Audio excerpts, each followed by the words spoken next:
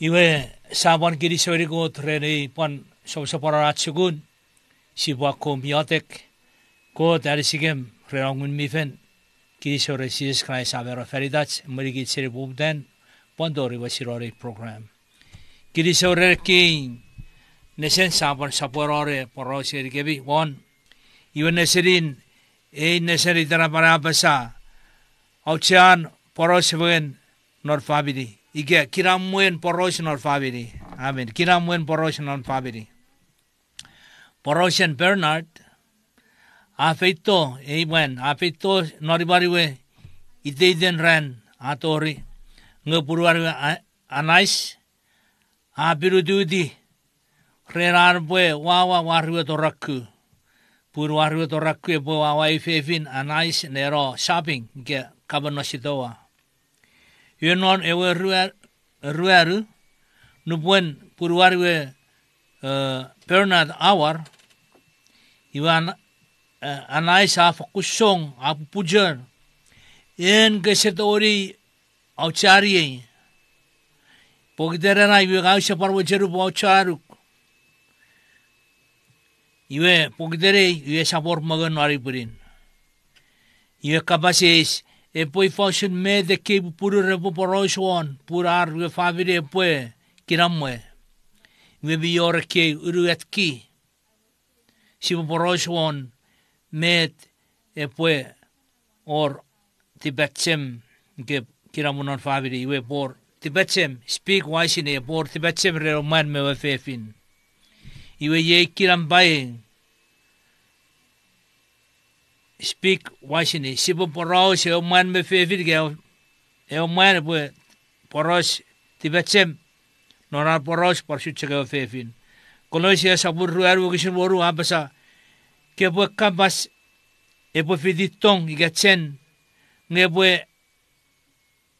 erennen ngeri son puren ke po poros nge po poros fengen eport peruan si opposite fengen ni Auchean anais gawe fefin iasong ururun epakom tibetsem norar poros nge pui fosrar pu tibetsem norar poros urasong iwe ewin anais gawe fefin epwe identify gawe negeri me tewe osuk mior rer Pur Bernard osuchugero man pura wa iewe wa toraku oruan ewe fefin epwe expressire porosu shun me the one feeling nedipan epwe reo puruariwe epwe ewe wechu me pureso non me di saburu boru siririk waru abasa Jesus aporosu shun feeling seben ne dipen arabas fegen nupurabasa gere dipan ere ne dipan afakun riafu e pore to rivero meibung be coach feeling sige coach memme friend man me fe not favori usuchak anais abefi iwache putir showren Iwuriatin anais ke wa fefin e po porosi e po fata che betewe e po apasai ke betewe e po chen non me di sabur ruewaru sir idik maru apasa Christ asaporo apasa opuchero nom rei ke yodek fidie ne yodek irapata e wuriatin anais e fefin epwe kabas ranewe statement mede bakabas waru methods ruaran epwe awewe usunarwe feeling ige arwe want anmochen arwe memef me bwabasa mede webochen iwe pupuaron norewe ngang ye noro susugen family gasoren in communication sajagal ngang Yusipo parpachero I statement ngang wewen gap sarero kapasangang iwe fo shurian kabe fi Ewa song kajak itigeri yewe awara song oruk. Iwe irapata miya cepor kiramwe. Ike epwe ewe jak. Ewa fefin anai sa repwe. Ngawa song puru aja kutuidi den ren. Iwe epa basa ngawe wawe toraku ai bora shopping. Ngawa apero tu ren ngeri puru ariwe. Iwe kirampa room mi Auchean sibo sire pues sibo fokun rorong ngeri me dewe ewe barari osipai ka soren sibo rorong ngeri samutiri jagare apasa ngasipa komrong James sapure wisir ngon metiu apasa medicine repojak mutir nerong nge mangne kabas puriga Saacak butir rong we sisap sinodon sisap farafara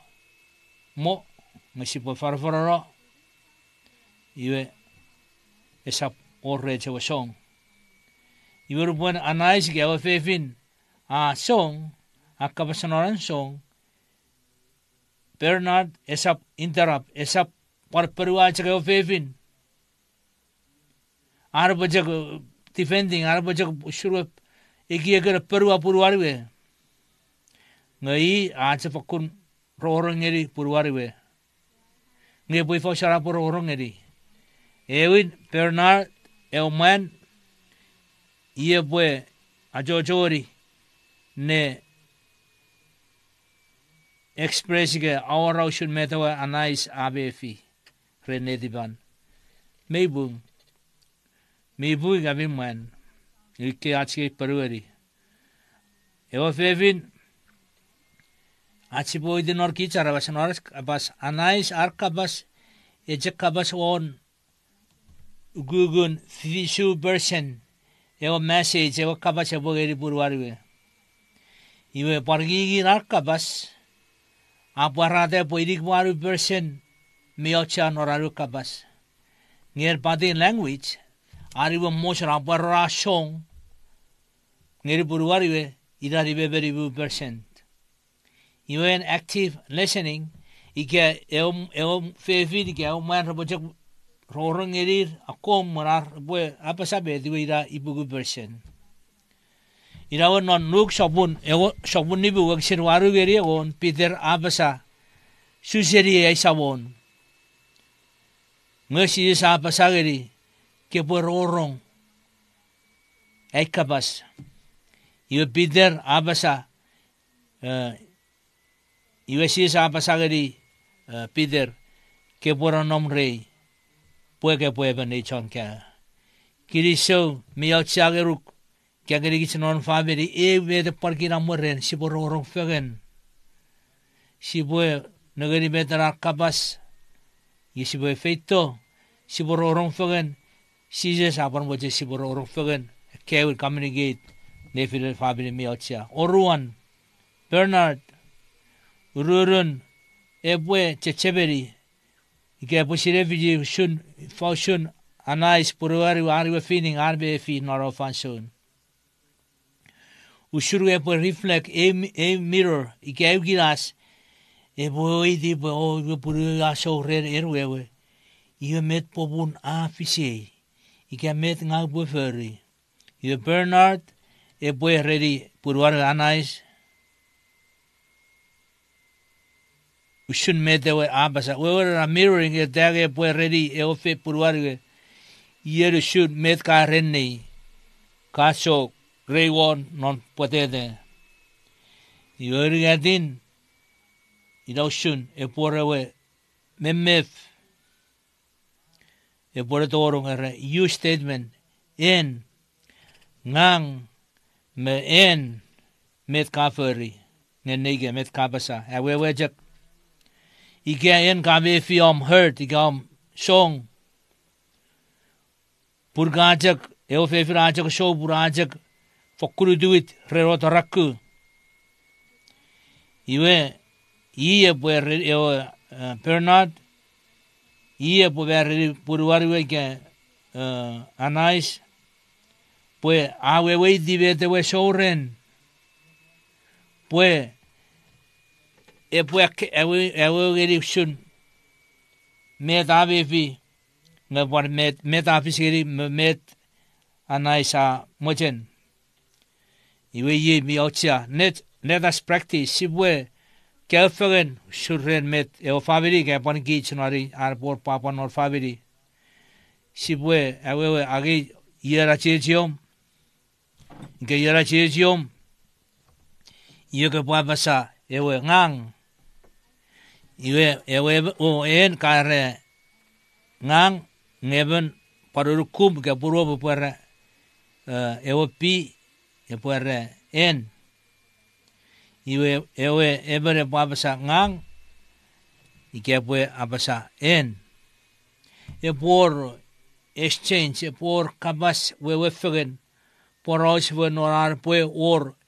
que si un fegen nor kabas kuramet mer ke fefin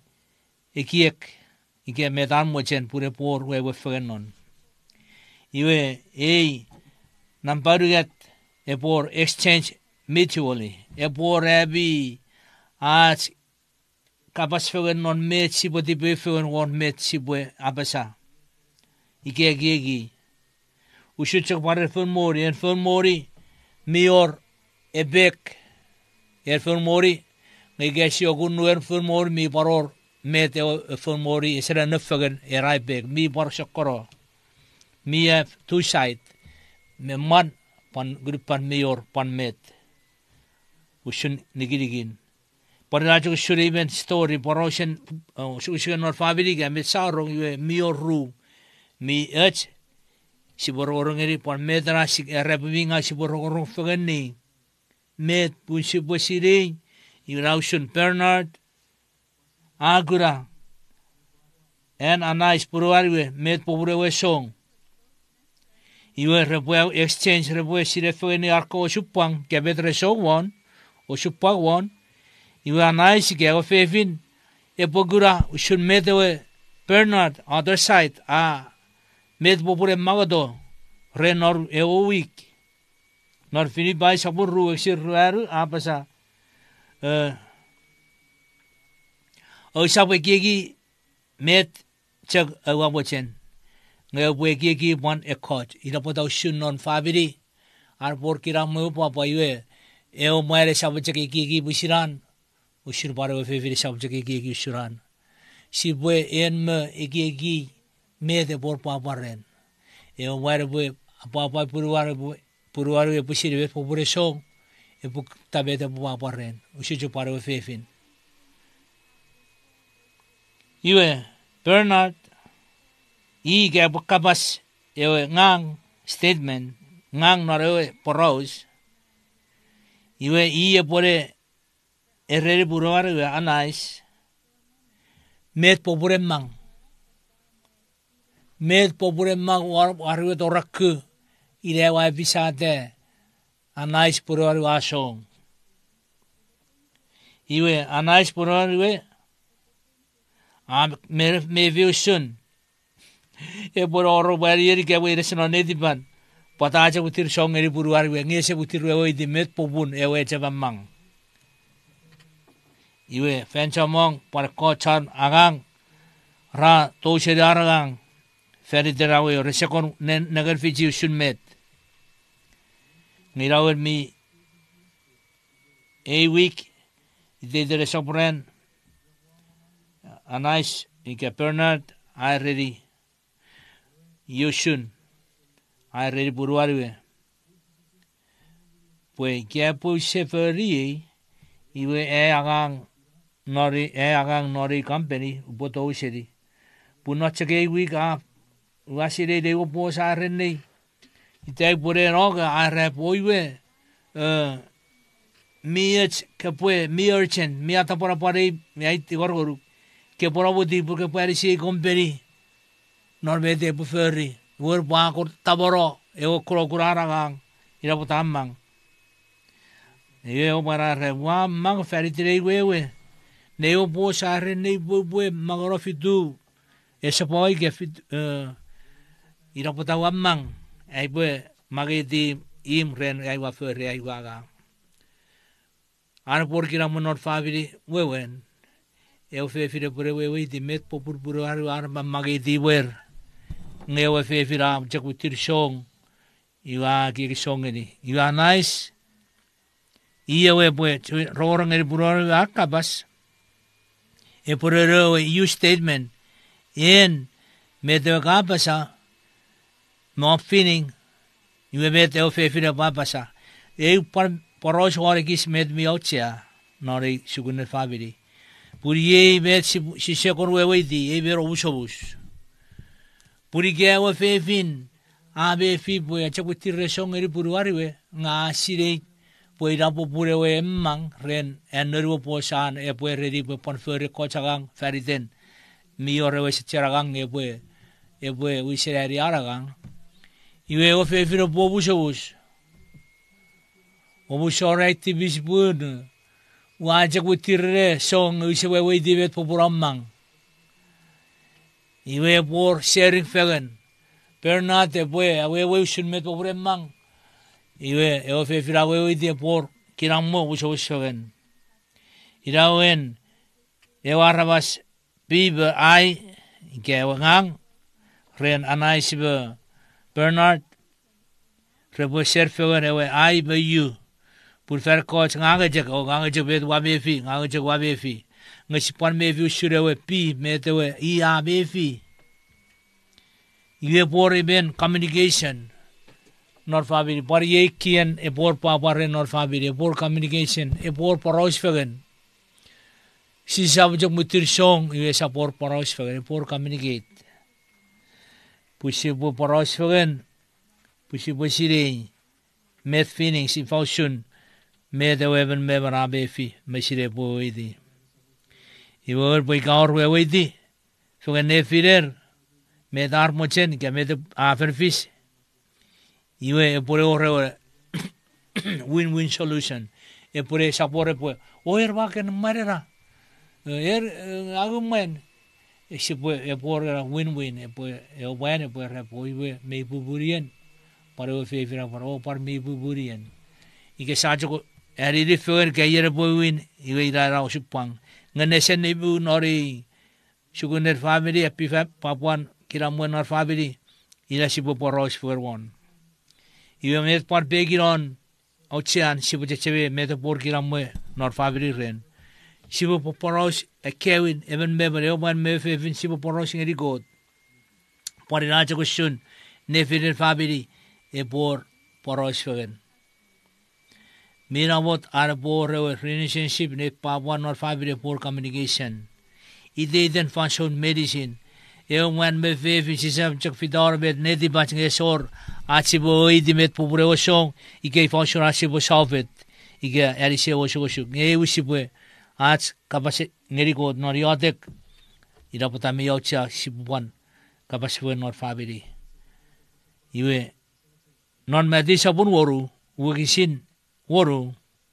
medi sabun waru wagisin waru apa sarupun iotek kepufeino non rumebue iwe si bore wasam iotek ngere wasam ira rakki iotek ira ewe posugi nediben nefiro mekot usuchake bachejum ike apwe kot on friend ai friend epui fo shurachi bu poroshiri sebachi noneng era sa confession por ore boru gisir waru meibung e porach paros ngeri sabat ewer you be your at the touch en bagang si boferi nori nesen ke bakedi awra yadek ke buam enari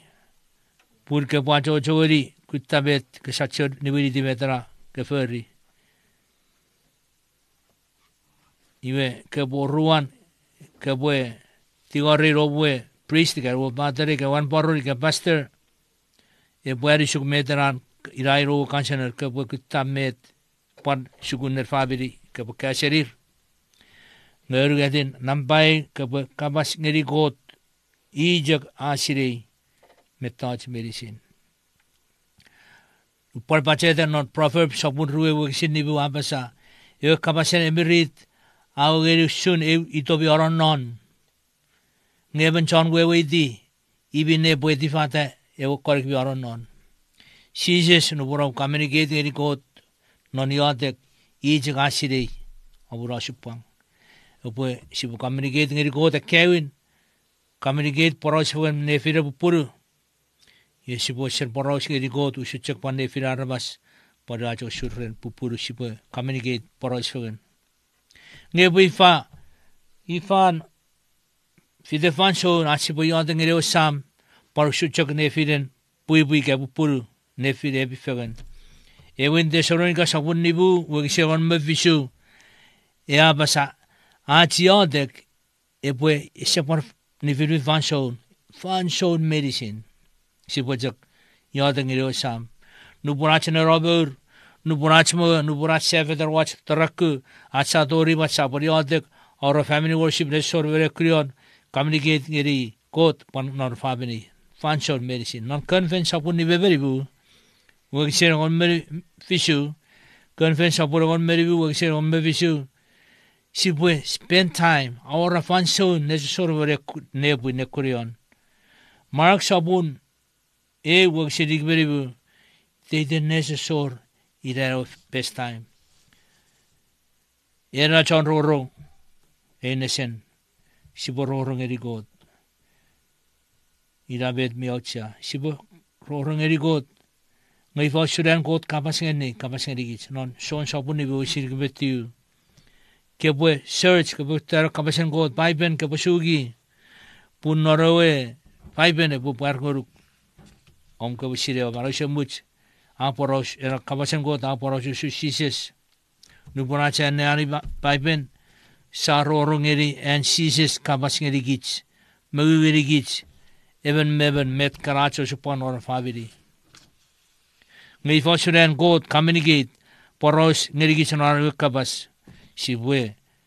sugi rapaipen non oruen timodi saburuat wogisir on moru oruen timodi saburuat wogisir mor egon moru abasa meri sira kapasen god non baiben afeito seri eogunun god eo baiben eogunun god ait ngeri gich metsibwe egi metsibwe feri pun makken eko honi men of kat koe so fashion god non oruen peter saburu wogisir rebe eko so fashion god rakabas ngun mi ferawishen kabas ngerir rabaketi ewe ore borupuk non yo baiben pusin maken god agir ko so fas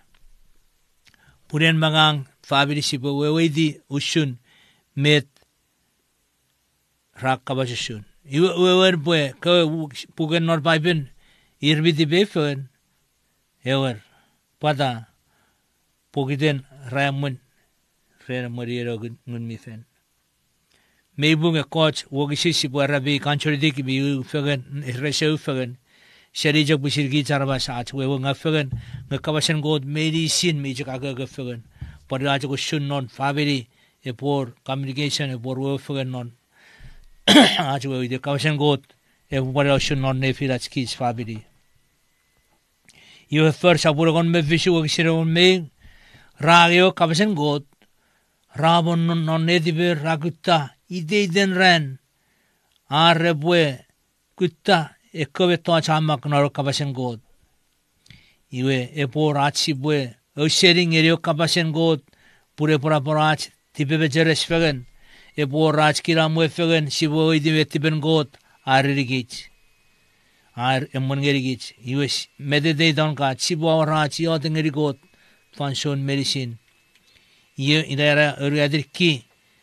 mi ba sipar porosha mi Auchean or 5 medede don ka sibo jisra rachi yotengeri god function medicine conference aburi bugu ruaru sirigwe ruaru abasa ewe baba epo suchak en sirap mi gargar ubo baba narwa sabon meditate ora even meben man eu mar ke o fefin non marwaro nedibom en ba eu fefin eu mar eu fefin par ki cheben meben siboto oi god Pueraro shurach toi got, toin got upon rifage ni nefi rach fanson medicine. Ididen ran si poros diseases, rorong diseases, aura kabasen got, epovis poe ira arach, ididen fanson medicine. You garabet kes aurera yotek fanson medicine ngeri got ba sugi era kabas epuer erisigit. Mege sipo fall in love with Jesus. Sipo jisen toi got norushen nedibats. Ushujok pan Mary nubur orewe maraten Jesus Christ norwe soran at eton norwe aron norwe tenibi abe fi Mary bue tibis atowe Jesus ushun meto afisiri. Iwawo era kirang men Jesus e nom rebi ren kij medicine ngai sipo feito naro tenipin got ewo tenipin got achko fabiri eben meben ponorach fabiri sipo orera tenipin yotek non achko fabiri purachko relationship nefirach epo establish kode baora ewo shan mi feting mare ewo shan nefinen mi fe no nefinen puruman me fefin epo establish epo fakuror mei faram firate ikira era chonrorung en megang ike era chonrorung man me fefin opura koruetki aren communication ewin ngang en yesipo afagan yesipo opo spend time already function ngeri go diden function medicine puri raya bi spiritual communication ide ebi poros ngeri go yote ngeri go diden ran iwe osaputu diro ngeke po perueri po ye ke po puteri ye murarom roe program ko sobochen ke po puteri bet kakya geri gerai pure porabot fechun ye ke pon maketi uruet metoch en ke po yote feridan erre obra partner burom man be fefin me maketi non novi dairy ga novi puk meterar ekara uruet metoch po yote feridan ike ewe po ike po yote feridan e por kiramun ore fabiri metkaran ubujeri yote feridan even memory ke yer puti or feridan uruet yote maketi yo passer Kefuen meteran non ewe reomera bakedi non uruet noroteri norupuk para o fefi rabur bakedi o boser fuen I fonshur ebi wedi e ko shuk ike pon met karar ebi apapong nor fabiro bu communicate e bu poros fuen met o boser met por tu vigire kirambe o bu kefuen no bu por papa nor ebi fabiri iwe se waron que po sapore que po ter kapas ngeri god que passer en prayer list ngeri yara chechiom yemi es que po yote nge pone wate puri yo chechiom nge yote fer panrorong pure par pusin abasa aben pure we arbas mi nomnon usun Bernard parusun anais met raporoswon e por fegen nor fabini checheberi Auchean neseri gerai Auchean poros fegen era refirom even meben man be fefin ngeri pushin got pure power geri kichara kiram me feya che por na por era communication nor fabini got e po fechu kebi por kichberi sin aben